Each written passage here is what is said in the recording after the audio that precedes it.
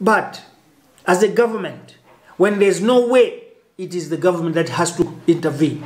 Please help us through the Malawi High Commission to bring our people back home.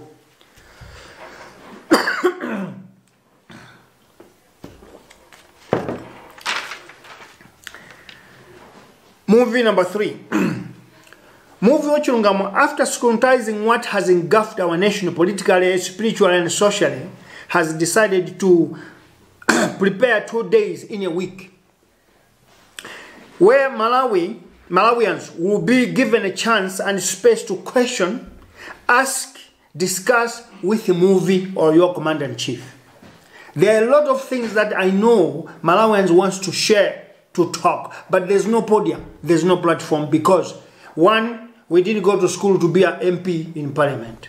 2, we are nobodies. We don't have money to be able to go to MBC or to Times TV or to go to Zodiac to air our views, because nowadays life is tough. You are only counted when you are known by money or something. So most of Malawians don't have, but they have data and a cell phone device.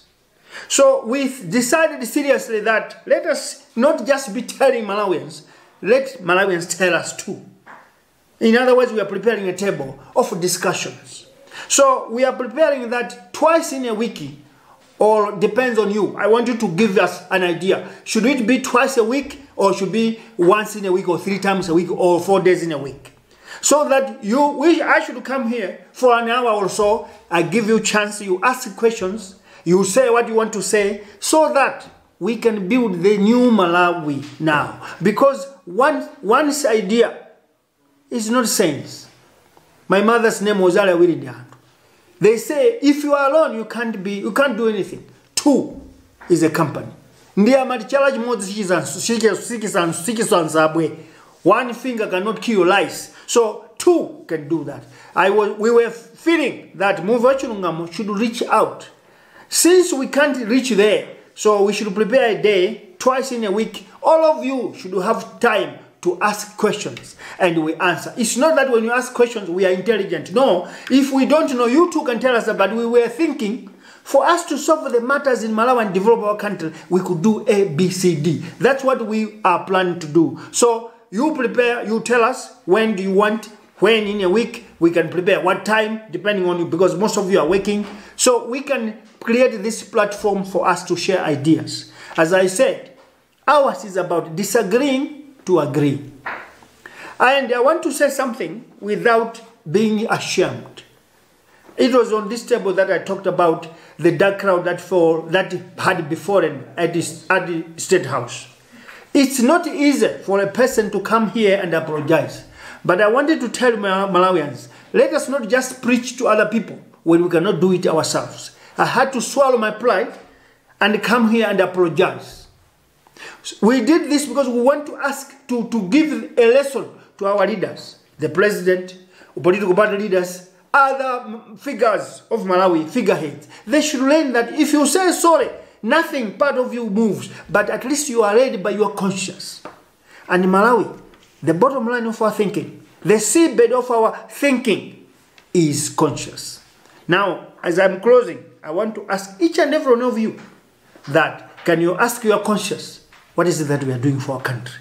Can you ask your own conscience, what is it that I'm doing for myself as a citizen?